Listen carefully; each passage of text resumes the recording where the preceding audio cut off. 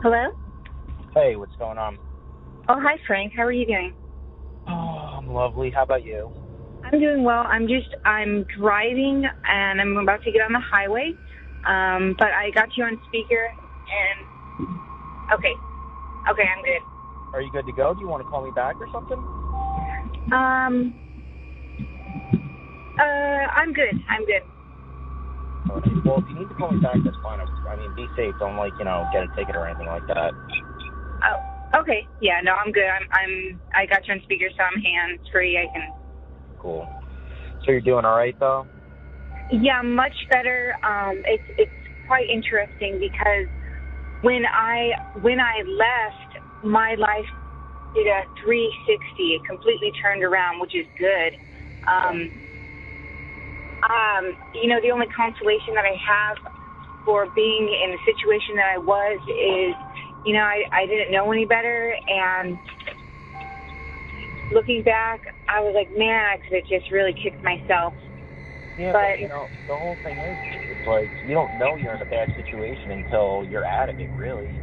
I mean, it's hard to get yourself out of that. I mean, I hate to even say it, but I feel like you were essentially not held there or brainwashed, but maybe like a little bit. I don't know. Maybe you were so open to it that you thought it was like the right thing or the normal thing. You know what I mean? It was. I do believe in brainwashed. I believe in coercion. I experienced all of that, and it was malignant optimism that kept me there, thinking that what is it going to get better, and then the fear started coming on because of this. So, in order to dive into this, it's like layers and chapters, and it's hard to put it all in just to 1 hour. But I'll give you the crux of it, the heart of the matter. Yeah. But what I'm about to tell you is going to change what you may think of Russ and how you view him. It's going to change everything.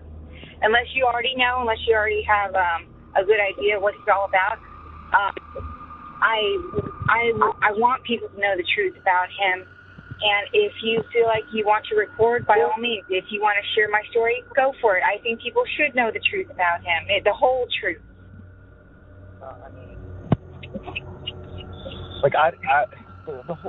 So before you get into anything, I'll just tell you real quick. The whole thing is basically, I just want to explain one thing on my behalf before you tell me anything. Sure. I feel like I want to get it and I've said this before, but I feel like I want to verbally tell you. Yes. So when all this went down, and basically I said I'm going to expose Russ. Russ hit the fucking panic button and didn't know how to react, and used his past and his history and his childhood as, holy shit, he's going to expose me and say all this stuff.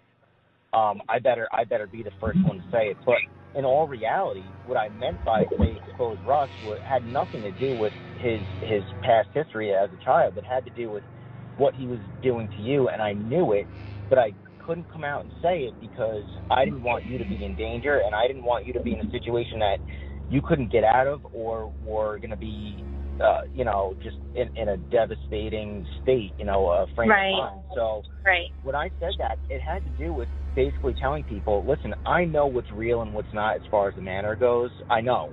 I'm not stupid. I'm a very smart man, and you know that. But the main thing was how he treats people and how he treated you. It had nothing to do with any of that other stuff, because honestly, that's something that I would never talk about unless someone wanted to talk about. That's not right. You know what I mean? Yeah. I would never do that. So when I said I was going to expose him, that's what I meant by it. And he totally mind, he's thinking he knows nothing about the Manor. He knows nothing about how I treat Holly.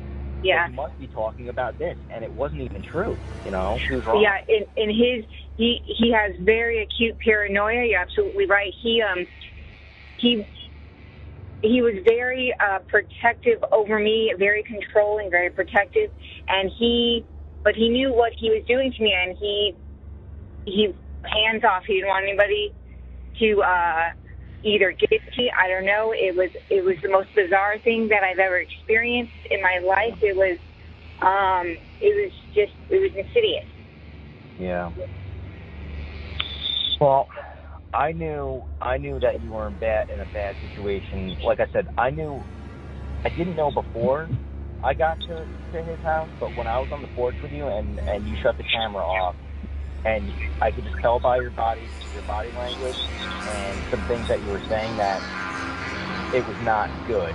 And I could hear him inside the way he was talking to you, and I was like, holy shit, like, something's not right here, and it made me super uncomfortable. So when I left the manor, of course I was still like into it and stuff, but I always had that in the back of my head, and I started to see his character and how he unfolded, like, you know, the way he treated people, and I'm like, well, Yes. fuck, if he's treating people like that, I know for a fact he's not being good to Holly. I knew it.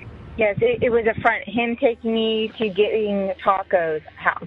All of it was a front. When the camera goes off, I saw the real Russ. Carol, she, if you go back and look at the movie, Haunters, the Art of the Scare, look in comparison, Russ is this happy, crazed uncle. Carol looks like she's been through hell and back. Something's not right. And so the abuse that he did to Carol, he portrayed it onto me, if not 10 times worse, because I was much, there's a huge age gap. I feel like you were a little bit more vulnerable too. I mean, you know, yes. like you told me where you came from in your family history. He used that vulnerability to basically keep you there. You know, have mental control over you. It was awesome. Oh yes, and people that they are predators, but I didn't know how bad it was until when it was true, because it happened slowly, little by little, and then when he got me and he lured me in over to Tennessee, the same thing happened in San Diego. It was isolation. That's when he could really unleash all of this mental stuff that he wanted to on a person, because I don't know what his justifications were. If he was hurt, he wanted to justify himself that he's hurt. I'm going to hurt people. What he did and what he's all about is what I really want people to know. He has another poor soul with him, and she's so lost, and I was once like that, and I feel really bad for her because she has no idea what he's like, and it was like he got another me, and he's like, oh good, I'm going to use this poor woman and just do the same stuff I did to Holly, the same stuff I did to Carol, because that's what he does. I can't really speak out because, of course, like all psychopathic narcissists do, he'll throw out his flying monkeys and discredit me. So I stay back, and I know one day the truth will be known of what he is, and he'll be hauled away. I hope the miserable bastard gets locked up. He can't hurt people. What he does and what he will do is, you know, even if you speak out, and he's done this already. I mean, it's no fucking shock to me. I mean, he basically used mental instability and said, Holly doesn't know what she's talking about. She's got mental issues and she's working on them. But, you know, all this stuff that you're hearing never happened. That's a lie. Yeah, my mother's a nurse, and she called the Tennessee State Hospital, and my mom's a registered nurse and my dad's a pharmacist, and she vouched for me, saying my daughter does not have schizophrenia. She does no mental abuse. She's being abused by Russ McCamey. Get her out of there. I want her home. And the criminal investigator wanted to pay for my ticket, because after I left, after Russ threw me to the police, he told the police everything, and they just wanted me out of Tennessee because of the investigation, and the investigation is still going on. They're waiting for Russ to stub his toes. What they're waiting is for someone to get really hurt at his haunt, so they have a reason to haul him off. Because right now, the case, he actually does have a report. I talked to the police friends of mine in Texas. He has a police report that started back in San Diego. He has a report in Illinois and a report in Tennessee. And now he has a file in San Antonio when he tried to drive up here and try to see me. So he has lots of case stacked against him. The biggest one is probably, I think, maybe in San Diego, because it started back in the 90s with a domestic dispute that was against a family member. It was a minor. He got in big trouble for that.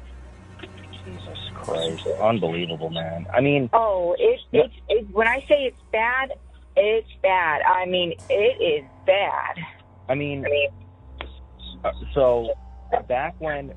Remember back when Russ called me one night, and you did too, and it's because he made you do it. I mean, you told me straight up. Yes.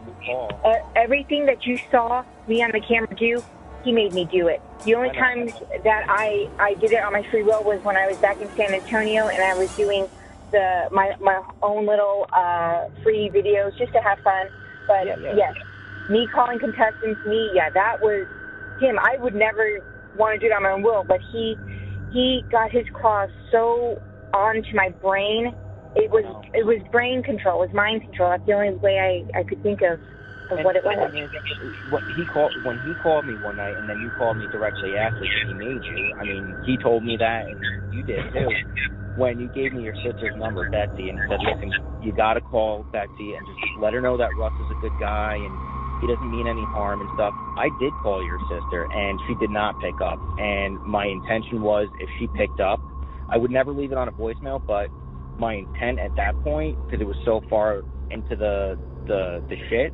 Yeah. My intent was, if she picked up, I was going to tell her that she needs to get you the fuck out of there, like yesterday. That's what I was going to tell her.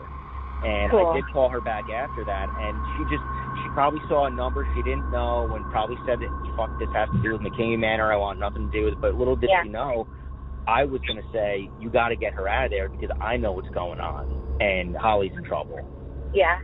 You know, that's really what was going on. And it was no more than a week later when me and him had it out over the way he was treating, a couple family members and the way he was acting. And that was really the end of the line for me. But, I know, you dealt with him for the longest time and the abuse. And, was he physical with you, or was it just all mental?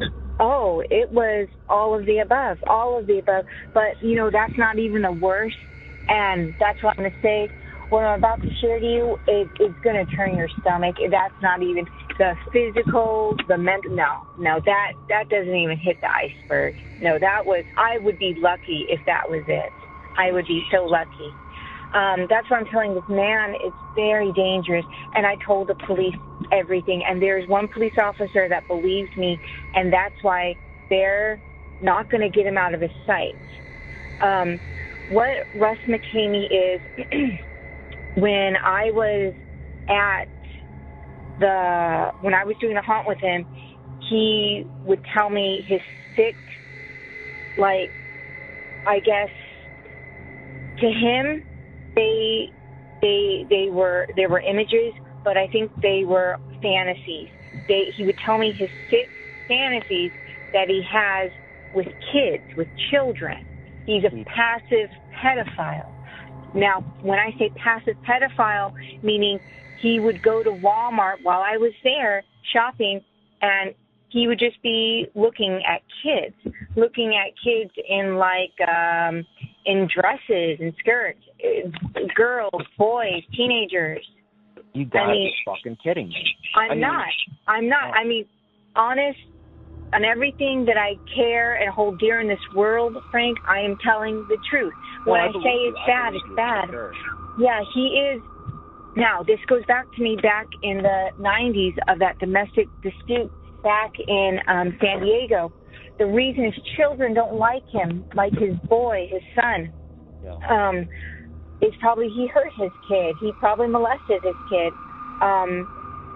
It was weird because in San Diego, there were a box of pictures that he wanted me to help move, and he wanted me to clean off the pictures because he thought the pictures were dirty. And I went through all these family photos he wanted me to wipe because his OCD, was so extreme. But then I saw pictures of him they took of his boy, and his boy was fully clothed, but it was weird. Like the child would just pose in like a very sexual manner, like show his bottom to the camera. I was like, what the fuck is this? Yeah. And confronting him was terrifying because he was very threatened. He threatened me. He has a weapon, and he threatened violence against me. He said that he saw himself shooting me with his gun, and I was like, oh shit. I was like, I got to get out of here. That was back in Tennessee. But he got in trouble for probably molestation.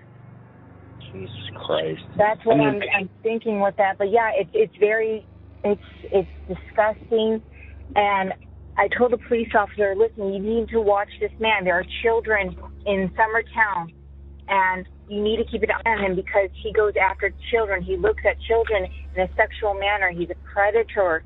And that's why Russ is so crazy about protecting kids, because deep down, I know his dirty secret. Yeah, he fantasizes about kids, and whatever woman is in his clutches, he's going to tell his dirty fantasies to, and he's going to say, it doesn't mean anything that I thought that I put my face down that little girl's crotch or shit like that. That's what he would tell me.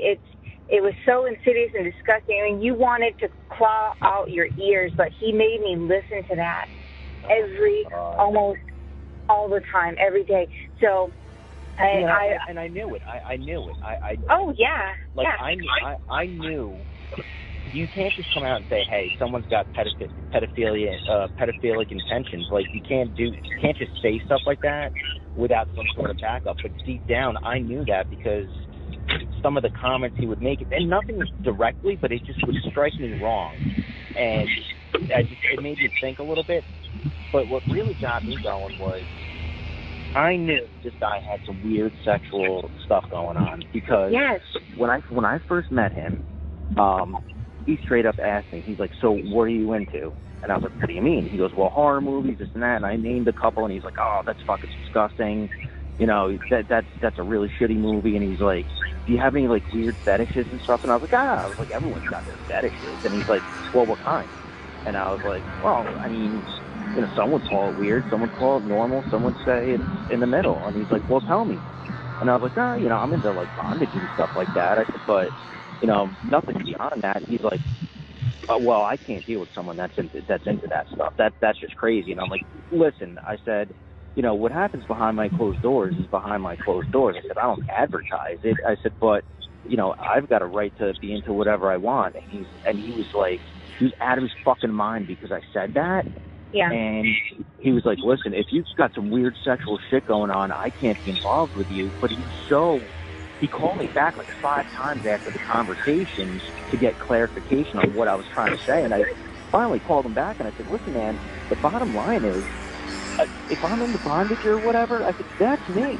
I said, it doesn't mean that you have to like it. And he's like, I don't know, man, I got to think about this because, you know, I just don't like dealing with people that are into that stuff. But he was so crazy about it that I knew deep down inside he was like trying to like maybe justify what he was into or something. I don't know. I don't know. Yes, of course. With a pedophile, and that's why he fits the bill. When I came into the show, I fit the bill to be this woman, and he liked that I was like just like naive. That, you know, back then you're young too. You know, he likes that. Yeah, back then, I mean, I was stupid as hell. Not now anymore, but he liked that I was like bubbly, and that's just my personality. I am just a bubbly Aries. I like that, but it turned him on because it excited him because it's like having a kid. Exactly. You know, having his own kid, and but he wanted me to. I mean, I love bodybuilding. I loved it before I met Russ, but I fit his fantasies. Oh, she's a bodybuilder, cool. So I won't think of her as a kid. I'll just think of her as a bodybuilder, and that's great. So well, I had heard something like that basically. So I spoke to Carol a long time ago when this all first went down, and she told me some shit that would turn your stomach as well. And she straight up told me that she used to bust him looking online at female bodybuilders that wanted to look more manly. And I was like, well, whatever, whatever floats your boat. And she's like, listen, you don't understand.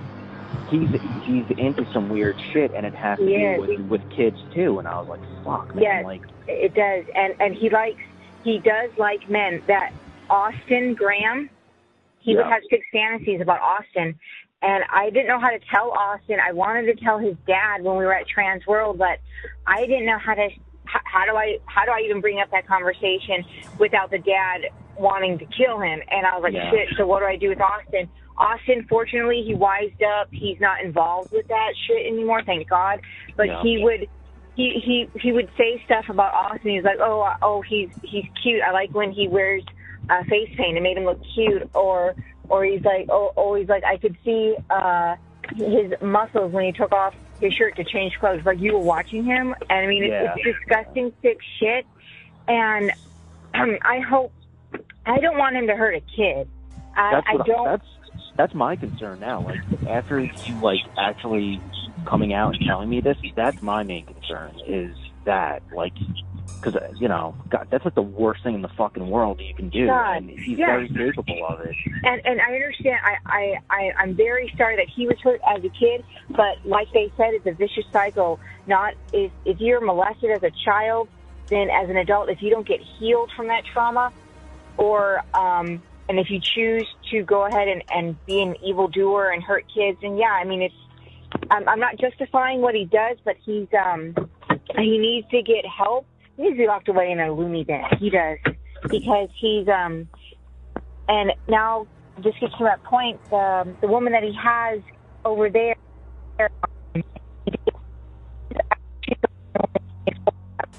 I feel for her, because it's going to be a time when he's going to unleash all unholy hell on her, like what he did to me, and it's sad.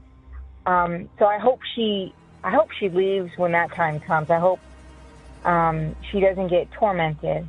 Well, I know he was like trying to get involved with some chick, and she kind of like disappeared. And that's good. Kind of went away, but there's another one now, and she looks like she's about fucking 22 years old. I mean, just like, is not as just blind as can be, and just all she sees is this guy owns the biggest haunt in the world, and she probably thinks it's the coolest thing. The bottom line is, some chicks find that sort of underground fame like super attractive or something. Sure. But Frank, I was that way. I was so that way, and I totally understand. This is crazy. It is, because the reason women are attracted to that, because maybe in their past they were abused and they're attracted, like, nice girls are attracted to the assholes. Right. That kind of thing. What I hope is, I don't know how to expose Russ for what he really is without people thinking that I'm a lunatic. So if you have any source or resources of people, what we need is a big group to get together to say, hey, this is the real truth. And I mean, I don't know. Realistically, and this is just my brutally honest opinion, realistically, the only way that I could see just ending his shit and putting the spotlight on and him just going into a fucking cell and dying is basically if you were to come out one day and just go public with it. Coming from you, that would be the end all. But I totally understand, like, that's something that's extremely difficult to do because his fans are fucking crazy, man. His fans are nuts. He had one, I don't know what happened to Vanessa. Vanessa, Sherry. What happened to her? I don't know. I have no clue, because when I left the group, I didn't have any contact with any of them. You know what I mean? At all. So I don't know what happened to her. Is there like a backstory on her? Like, did he do something to her? No. She was a real nice person. I just I don't know. He might have just he will unplugging my phone. Please talk about it. So what I'm thinking is that he's so crazy that if he finds something really bad about you, he wants nothing to do with it, because the real authentic truth about Russ is that he fantasizes about children, and he likes to hurt people and torment people. That's fucking crazy. And the whole thing is like my initial intention, like back when I was trying to like basically get him shut down. Yeah. It was a safety thing because I was worried that it was going to hurt someone. But then again, I'm sitting there thinking like everything that he says he has, I know he doesn't. I know he doesn't. A lot of the shit he doesn't have. Like, and if he does have some of it, it's not how he describes it. And it's probably not as dangerous as he makes it out to be. But he's a danger. Like he gets off on that shit, and I'm afraid he's personally gonna hurt someone. Not these fucking dumb tasks that he has people do. I don't think that would hurt anyone. I think he would hurt someone. Yeah, totally. I mean, somebody my age or someone, or even a young kid could actually go out and die of a heart attack. It happens when you go out to play football in high school or in basic training in the Army. A kid or anybody can have a heart attack. I mean, just the fragility that person's heart is. I know they go and get physicals done and this and that, but that's the only way I see. I mean, I don't want to get anybody hurt, but the only way I see of him actually getting shut down is if someone got hurt. I mean, that... it scared the shit out of me. Like, when I was there, I mean, you saw me. I was watching the fucking autopsy table. Nothing really happened at that point. In the storage room, yes. What made me quit, and I said this to him, what made me quit was when he had me on the walkie-talkie, and he said, Frank, do you remember when you said you thought you were a judge of good character? And I said, yes. And he goes, do you think I'm a good character now? And it was the way his voice dropped. It got me so to my core that I was freaked out. I was like, this guy could potentially flip the switch and fucking like kill me. I mean, I don't know, but it was something about the way he flipped like a light switch bothered me. So I said, you know what? Let me pull the fucking trigger now because I don't like the way this is sounded. Yeah, totally. That is very, the whole flip with his tone. It's crazy. The way he gets off, when Rocky died on my birthday, so we were sleeping on the floor, whatever, and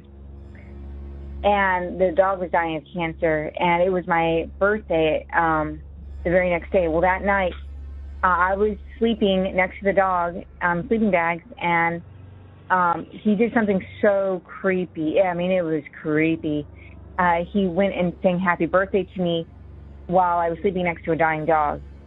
Oh, my God. And he was filming it. And so it was on Facebook. It was on a Facebook. I don't know if you knew of that or if you saw that. This was before your tour. No, I saw a picture of you laying down next to a dog, and people were like, "Oh, he makes her sleep on the floor, next to the dog and stuff like that." So, and I didn't see the video; it was just a picture. And I was like, "Listen, she could technically just be snuggling with the dog. Like, who the fuck knows? Like, you can't just say that." But hearing you tell me that, I mean, that's exactly what was going on. Yeah. I mean, geez, what a fucking weirdo, man. Oh God. But this was so sick. The very next day, when we had to put Rocky down, and you didn't have to put him down right away. You could have just kept him, making him feel comfortable. But he knew that, well, since it's a birthday, I'm gonna really make her remember a birthday. And so we took the dog to the vet, and they said, look, we have to put him down because he's dying. And I understand to end the dog's suffering, but when they injected the dog, I think they injected with potassium lethal injection. Yeah. He did this with Carol. What he did, he said, no, I was crying. I was in tears. I've never been next to a dog that was going to sleep. I didn't want to see that, but he's, oh no, you're going to see this because I don't want Rocky to die alone. Because if he goes alone, then that just shows me that you don't really care about Rocky. So that made me feel so guilt. His favorite weapon of modality is guilt. So he made me told me to pick up Rocky's face while the dog was dying after you just got injected, and he started taking pictures of me holding the dying dog. When I was bawling, I was crying, and he was just filming and taking pictures, and his damn crocodile tears, whatever. I don't believe when he cries. And so he was just taking pictures of the emotion, like he was trying to capture that energy, and just he feeds off of negative emotion. He feeds off of energy, and he loves the energy of children. He loves that, and he's such a sick fuck. Like, oh my God, he is so effing sick. And I pray for the day that he's hauled away in a loony bin. I pray for that day. He would do the same with Carol. He would make Carol hold the dying dog and take pictures because he liked that emotion. And he's such a fucking sick Hollywood wannabe director, pedophiliac jackal. Oh my God, damn. It's sad to hear it, man. Well, I'm glad. I'm happy now that you're out of it, and like you sound totally different. I mean, you sound like a different person. I know, right? Oh my God, like I was so brainwashed. I mean, I feel like a new woman. I'm like, oh my God. 2 years ago, if I were to go see my old stuff, I would have shook myself and said, get the hell out of here. Run. Yeah. Get out of here. You know, don't you know he's sucking your life away? He's sucking your life force. That's like 3 years I can't get back. But I'm building myself up, but I feel like a new person because I'm finally telling the truth. I needed to tell someone the truth about Russ. And first I was about to tell Moni, but I didn't tell her what I'm telling you about his pedophilia fantasies. And Moni, she went to tell Russ, and that's when the shit hit the fan and whatnot. But, well, because Moni, when this was all going down, she messaged me. It was actually the night before or the night of that you ran off and tried to get out, and the cops came and you went back to Texas. She said, listen, you have to help me. We have to get Holly out. And I'm like, listen, I know it's a bad situation. How bad is it? She goes, listen, Holly's like suicidal. She's being abused and she needs to get out. I'm like, do you have proof? And she goes, yes, I have voicemails. I'm like, okay, well, that's what you need to get her out of there. Sure enough, fucking 10 minutes later, I'm on the phone with Russ, and he's like, you're not going to believe this. Holly just ran off. She's in a field right now. And he's like, oh, my God, someone's at the door. And I said, what do you mean? He goes, I got to go. The cops are here, and, you know, I got to deal with this now. So it was literally, it happened that fast during that time that you were getting out. I was literally on the phone with him asking me, has Moni contacted you? And I told him no. I said, no, I haven't heard from her. And he goes, listen, she's got voicemails, and it was when Holly was in a bad frame of mind. She's taking advantage of that. She's going to try and use it. You got to contact Moni. And I told him, I said, listen, I tried to contact Moni, but the language barrier is too strong, and you know, I don't want to get involved with her at all. Like, I kind of put it off like I didn't like her, but I knew what was going on. You know what I mean? I was trying to kind of play both sides, so I was still in with Russ, so I can basically get his side of it and the real side of it and expose how fucking wacky he was. You know what I mean? Oh yeah. And that day when the shit hit the fan, I called the cops because I ran away. Oh, you did? See, he told me he was like, the neighbors called the cops because she ran off into the field and she's on her property. And I didn't know, like, I didn't know if that was true or not, but I was thinking in my head, I was like, even if they did, like, do you fucking blame them? I mean, you got a female that's running around barefoot trying to get away out of the house. Like, I would call them too, you know? Yeah, it felt like the Texas Chainsaw Massacre, just running while she ran away from the house. And when I ran, because I knew he had guns, excuse me, he had weapons in the house, and he would threaten me. So I called the cops, and I'm like, listen, this guy is he's hurt, he's trying to kill me, he threatened me with a gun. I need you to come and find me. And then I saw him pull out with his truck to try to find me, and I was like, shit, that's when because I had the vantage point, I could see his house down the hill. Yeah. And I ran into the field because I didn't want him to find me. Right. But I wish I didn't hide in the field because the cops were on their way, and they brought 2 cops because they knew it was going to be a showdown.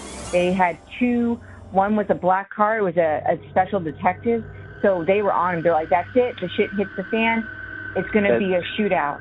Right, and that was going to be their golden ticket to get the fuck out of there, basically. Yeah. They're like, okay. They were heavily armed. They were ready. It was going to be a brawl. So I wish that I would have just kept on running and argued out, and the cops would be there. Then they would have seen Russ, and I would say, hey, help me. He's crazy. He's trying to kill me. And then they would have hauled him out. But anyways, regardless, I'm glad I got out. It was that nightmare that changed my whole life. And if I hadn't called the cops, or if I then, I might have still come back to help them out. But it took that blunt force to get me the hell out, because my police friends in Texas were like, we want her out of here. They were building a case. They were trying to pressure the DA to go forward with the true bill on him. It was ready to go. It was like a lunch was packed. They were ready to go. It was ready delivered. And then a big drug bust happened in another county, and the criminal investigator had to do that. So Russ was put back on the back burner. Well, the shitty part is like, I know they want him out of there. I've actually contacted Lawrenceburg police. I've contacted Scott Franks. I've done all that. I have his contract, which is fucking bogus and written by Austin, and, like, it's not even a real legal document. So I contacted them, and I'm like, listen, this guy's saying he's running a fucking attraction. You have to have permits for that, insurance and all that stuff. I said, what is going on down there? And they're like, listen, they kind of said what you said. Listen, we're kind of sitting here waiting for something to go wrong, but as far as we know, we can't do anything until something goes wrong. And I'm like, and I said, listen, he's saying he has all this crazy stuff. I said, I know that he doesn't have all this crazy stuff, but I'm worried about him as a person and what he's capable of. And they're like, listen, unless something happens, we really can't do anything. And that was fucking, like, devastating to hear, because, like, I know the truth, and I knew what was going on, It's just crazy. And he can say whatever he wants. He's waterboarding people. I mean, it's illegal. He's waterboarding people down there. You see it on his videos. Yeah, he would choke me out all the time to build up my neck or whatever, but that's a felon to choke people. It's a felon. He would bite me. He would bite hard on me. He left my back with bruises, and one of the contestants saw my bruises. They're like, what happened to you? And I was like, oh, I was just moving stuff, just making up a stupid lie. But they're like, what the hell? And I wish I would have had pictures at the time, but I was so terrified that he was going to just go out and just, like, there was a time where people thought, well, what happened to Holly? Did you bury her? Yeah. They actually thought that. So, like, I knew what happened because I was on the phone with him, and I've said it publicly, listen, I was on the phone when Holly left. Like, I know she's in Texas, and for the longest time, people were like, I don't know, man, like, we haven't heard from Holly at all. Like, did he fucking, kill her and bury her? I'm like, listen, I know that's not true. I said, again, I was on the phone, and I know she's back in Texas. I know she is. And I never said once, because I remember when he went back, and I was already gone out of the picture. When you went back, I was just leaving. So when I left, I remember texting you to say, hey, are you okay? And I never told anyone that I reached out to you and I had been in contact, because I didn't want anyone to know where you were. And you know what I mean? Like, I didn't want anyone to know what was going on, because you were safe out there, Yeah, totally. But yeah, I mean, I'm glad to hear you're doing good and stuff, and I'm glad you told me the fucking truth finally. Oh my God. Yeah. Oh yeah. It feels good, because there's only one other person that knows, and it's the neighbor. Her name is Debbie. Yep. And she knows, and she when the cops took me into the hospital after I just stayed one night, they did a quick psychological evaluation at 3 a.m.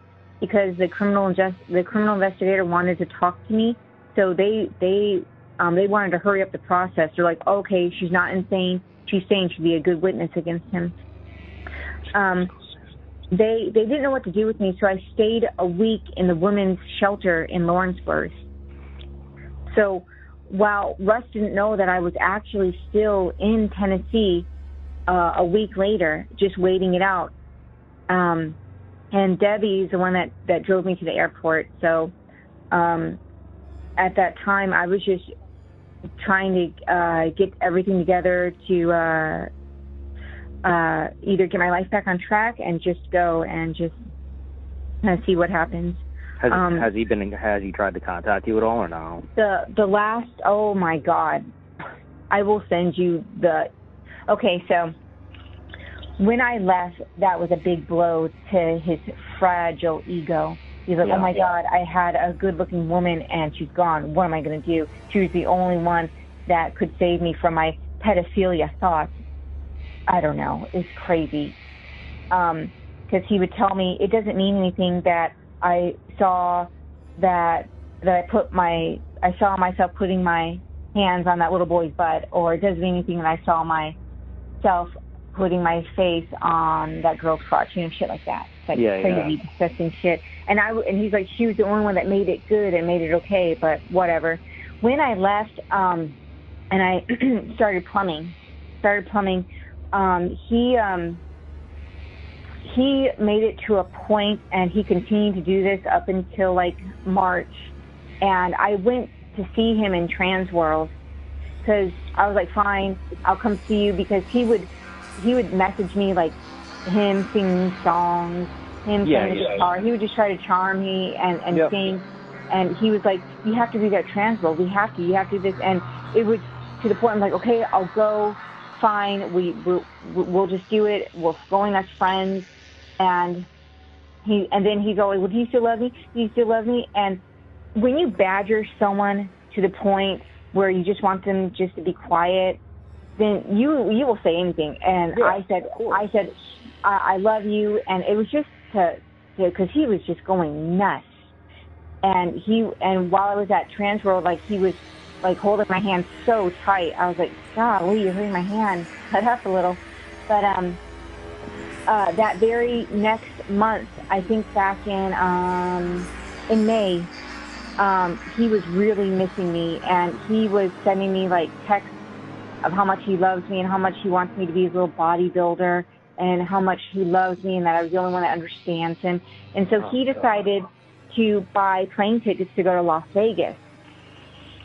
And, Frank, I was so angry at him. I spent the good year just really hating him and being angry. So I figured, okay, Russ, I'll meet you in Vegas. Let's go to Las Vegas. We'll go to Las Vegas. And what he wanted to do was he wanted to marry me in Las Vegas. Yep. And so I let him buy the tickets. He spent over $10,000. While he was, it was the very day I was supposed to be at the airport, he called to see if I was at the airport. And I told him, no, Russ, I'm not. I decided not to. And he went ballistic. He screamed and screamed. And he said, I can't get that money back. How could you do this?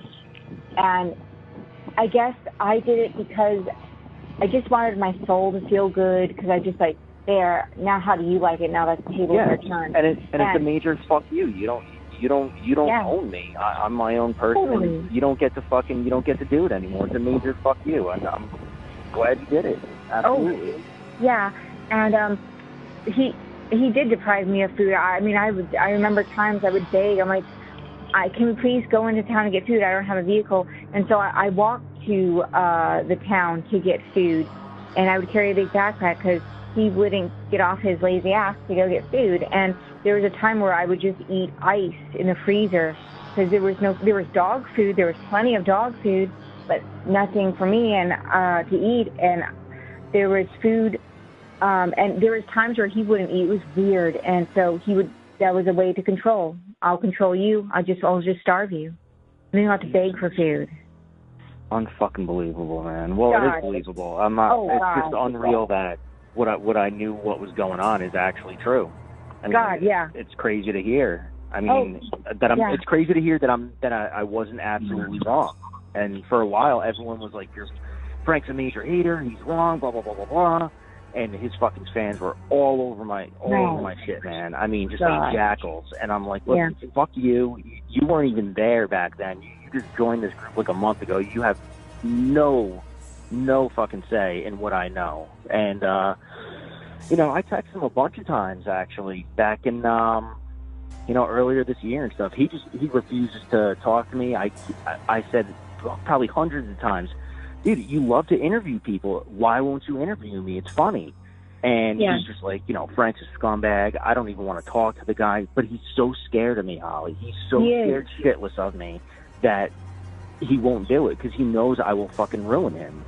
Yeah, and if you put fear into him, that's good, because for a while he's afraid that you had these big lawyers to go after him because of your haunt. You could legally go after him because he did hold you against your will. He did. You can't sign a waiver to have someone torture you. You can't do that. It's against the law. And you do have a legal right. If you wanted to do that, absolutely you could. Yeah, and that whole waiver that you signed, I mean, it's legitimately stage play stuff. I mean, none of it is legit. No. None of it is. I mean, I had a lawyer that actually redlined the entire thing, and she was like, is this fucking guy, like, out of his mind? And I said, well, yeah. I said, but tell me why. And she's like, listen, none of this is legal. Like, none of it is. Like, he's got shit in here, provisions from California State, and he's in Tennessee, first of all. Second of all, like, you can't say to someone, you know, you might die or you might leave here with broken bones and sign off on it, and he's got no insurance and what is it? Not waivers. Like, no permits is what I'm trying to say. Like, you have to have that stuff in place, and he's got none. And she goes, legally, anyone could go after this guy just on that contract. And I was like, yeah, I know, but can you redline it and send it back? So she did. So I have that. And, you know, I was more concerned not even about that. I was more concerned about, like, the safety of people, and, like, I knew what was going on with you, but it fucking pissed me off so much that people think that all of this stuff there is real, and it's legitimately just this fantasy shit that he has built in his head. Like, right. The main thing that got me, like, really thinking is when he told me, hey, this Alice in Wonderland setup that I have, you know, it's thousands and thousands of dollars underground, and I'm thinking to myself, dude, there's no fucking way. There's no way you have any of that stuff. And then I started to uncover pictures from some of his old actors of what he actually had. And it's legitimately little props that he makes into big ones because you're blindfolded and you don't know what you're doing, you know? That's the truth. Yeah. I mean, what he built now is a zip line. It's just like a wooden platform for people to zip line. And he has an escape room, the Jack the Ripper crap. Yep. It's all bogus. I mean, the dangerous thing that he'll do is he'll inflict fear, and that is illegal. Inflicting fear, yeah, that's illegal. He would instill fear to people. But that woman that he has, that young woman that he has, it might be the person that says, you know what, this guy's fucking crazy. Someone call the cops on him, because he likes to push people to the edge of no return, to hate. So maybe I just hope that she realizes how sick of a person Russ is, and she gets out of there, or someone. At this point, after like finally knowing exactly the truth and like what happened, hearing from you, like, I'm not even concerned about exposing the Manor for being real or not. Like, I can give a shit less. I'm concerned about the abuse that you're telling me about and the shit with the kids. That's concerning. Oh, majorly, and that's what I told the cops. You need to always watch Russ, because the reason I came back so many times to Tennessee was I was trying to protect the kids of the neighborhood, and a lot of people don't know that. I was trying to make sure that he didn't go out and get too close to the kids or watch the kids on his porch and crazy crap like that. He'll deny it to this day, but the truth is I came back so many times to protect the children in that neighborhood from the real boogeyman. Unfucking real, man.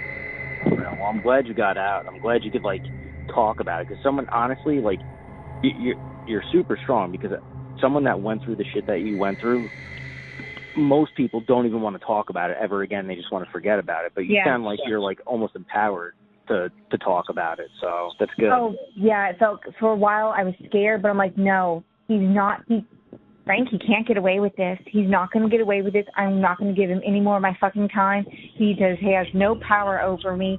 And when I'm ready to go public, all hell, that hammer will fall hard on him, Oh, it's over. Once you do that, it's over, Holly. I mean, it will come to an end. His following is gone. His little bullshit fucking haunt that he has is gone, and he's going to be exposed for the sick fuck pedophile that he is. Yes. I mean, that's what's going to happen. Yes, because he painted a picture of me that I was just this crazy person with challenges. That's not true, because my own mother, she would know her daughter that I'm not schizophrenic. No, none of that is real. And I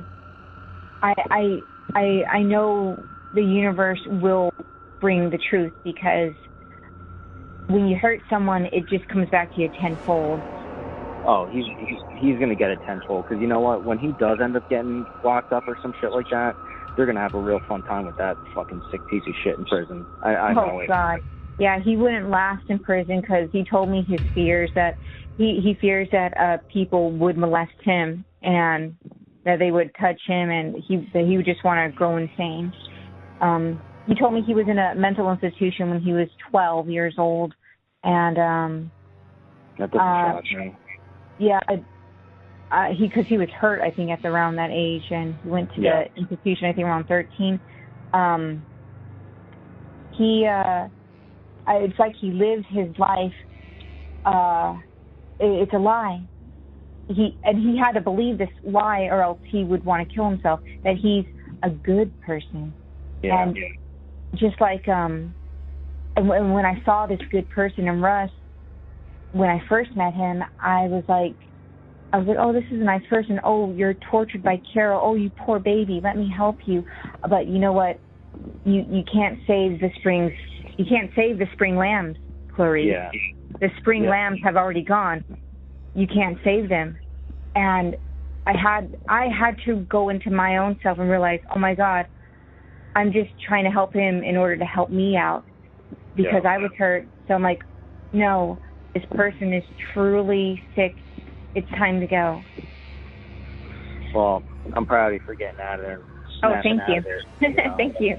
Seriously, I mean, I'm being genuine when I say you sound like you sound different. Like your voice, you just sound like you're like uplifted. So that's awesome. I'm totally empowered. I feel like I'm now becoming into that strong woman that. Well, you're in control. You're in control of yourself now. You got no one else controlling you anymore. And it feels so great, Frank. Like, it's like, oh my God, I have a new lease on life, because I feel like I can now make my own decisions. I'm a strong, empowered woman, and I'm never looking back ever. And it took that suffering and pain to find greatness. And if the universe wanted me to go through that suffering just so I can be great, so be it, because it really changed me to be the person that I'm becoming. That's awesome. That's awesome. Well, if you need anything, let me know. I'll help you with whatever you need help with. Oh, well, like I said, if I knew that you needed a plane ticket, I would have fucking bought it for you. Oh, you're so sweet, and thank you very much. It's like I had to take myself off the cross, because I knew in my own sick mind, I didn't believe there was someone that was going to come in on a horse and save me. And to me, that's empowering. That, oh my God, I took myself off that cross, and I changed my life. It gave me a lot of power back from someone that had robbed me of 3 years. Basically, he stole 3 years of your life and just put you in hell. I mean, that's really what he did. It's fucking awful. Yeah, the real McCamey Manor, the real horror is what that man did to people that he supposedly loved. And that was very twisted. I mean, it was like I was living a horror show for 3 years. Yeah. I call it the dark years of my life, but maybe I'll write a book one day about it and help somebody else. I'll tell you what, it would sell. I can tell you that right now, because it's literally like a horror movie. I mean, it's the worst one ever. You know, it's terrible. And I'll see what happens. You know, you never know when the truth is out there. Oh, man. Good. You there, Holly? Oh yeah, yeah. Oh, no problem. I was saying when the truth is out there, all sorts of opportunities open up, and I hope that comes my way, that I can share people that, hey, this person's a bad guy, and you need to know, because I think everyone deserves the truth. Well, if you ever come to that point where you're ready to, you know, put the truth out there and make it public, you know who to reach out to, because there's nothing more than I want for people to know about this fucking asshole, and they should know. Yeah. I mean, he's a predator. He's essentially a child predator. He's got these sick, twisted thoughts in his head that are extremely dangerous, and he's gonna hurt someone someday. He's gonna hurt someone more than he has already. Yes. And I hope it doesn't happen, but it's probably going to, and that's probably going to be the last straw where he's locked up at some point. So. Oh yeah, and I was thinking about writing a poison pen letter to the DA, say, hey, you know, you really need to know the truth about him. And I was thinking, and then I asked myself, this is my life. Where do I want to spend my energy at? And right now I wanted to spend my energy to tell you, Frank, the truth, because you, of all people, needed to know the whole truth of that, because you knew it. You had that gut feeling, and I needed to validate, say you're right. You're right on the money with that. I appreciate it more than you know, because it still to this day until today, it drove me nuts. Like, am I completely off base here? Because you know what? I'm a real smart, bright guy, and Russ knows this. He says it all the time. I am extremely bright. I have a really good intuition, and I just knew it. I knew it, but without someone telling me, like, listen, someone that lived it, telling me that this is what happened, this is what was going on, this is what is still going on. Like, I had no validation. You just gave me a 2 years worth of validation that drove me fucking crazy. Like, it's good to know that I'm not that I wasn't off on this one, and I could put one as another notch in my belt, because it's, you know, it drove me nuts for the longest time. Well, I'm sorry I didn't come to you sooner. I wish you. Oh my God, I understand. You don't have to apologize to me at all. You don't have to. If anything, I should be apologizing to you for not following my gut and jumping in sooner. But like I said, I had no validation, so it could be a false claim. You know what I mean? I don't know. And it feels like there's nothing more sweeter than that sweet validation. It's like I knew it, and it's the truth, and it's like, oh my God, this is great, and this is how we're going to get this guy to stop, because either I'm going to or somebody else. I just want him to just really pay for how he's treated people. Oh, totally, and he should. Really, and he will. Yeah, he will. His fucking time will come, and I hope it's 20-fold on him what he's done to other people. Yeah. So. But listen, I'm gonna get back to work. Oh yeah, totally. If you want, you can call me later. Or you know, I know you're tied up and you got to go to work at this evening, but if you want, I can call you when I get out of work. We can talk some more. If not, you can call me or text me whenever you want. I don't care if it's 2 in the fucking morning, my time. Call me, text me, whatever you need. I got you. Oh, you're sweetheart. No, I won't do sleep abuse. I've been through that. Yeah, I know. No, but I appreciate the offer, but that's very kind. But I will. Feel free to, if you wanted to write anything or record me, feel free. Like I said, I want this out in the public. If you wanted to take notes, write anything, what we talked about, or record and go back to notes, feel free. Like I said, this needs to be published or in a book, or it's layers or chapter. And I'll try to still remember of all the things that I went through, and maybe it could help somebody like that poor woman he has, or I don't know. If you were willing to do that, I would take you up on it 1,000%. Do like a phone. I'd have to download something, but like a phone conversation or something like that. I would like that would make this the the sweetest victory for me if you were willing to do that. But I would never pressure you to do that, Holly. Like, ever. I wouldn't even ask. But I mean, you're saying that, so I will say that if it's something you can or want to do, I totally want to do it. Cool. Because do you have because you do have friends that believe you on, or are you a part of any kind of group or? Oh my God, yeah. I'm still invested in all this stuff. Okay. I'm still invested in all of it to get him to fucking stop what he's doing. I'll tell you this. Let me. I need to get organized and collectively, and then when I'm better, like this is just a real rough draft of because I know your time is limited, and I don't have all the hours in the day to tell you everything, but this is just a real rough draft. Let me get time to prepare more of a better dossier, sort of thing, and to get it more professional looking, so when you want to present the facts and whatnot. God. That would be amazing, definitely. Okay. Keep me posted, and I'll be in touch with you. I'm glad to hear you're doing good. Totally. And like I said, just if you give me a little bit of time to get everything, it will be more professional, so I don't look like a crazy person or anything like that. You're trying to recollect all this stuff on the fly, kind of. Definitely. Definitely. So, all right, well, I'll be in touch, Holly. Okay. Take care of yourself, okay? You too. Bye, Frank. Thank you. All right. You're welcome. Bye-bye. Bye.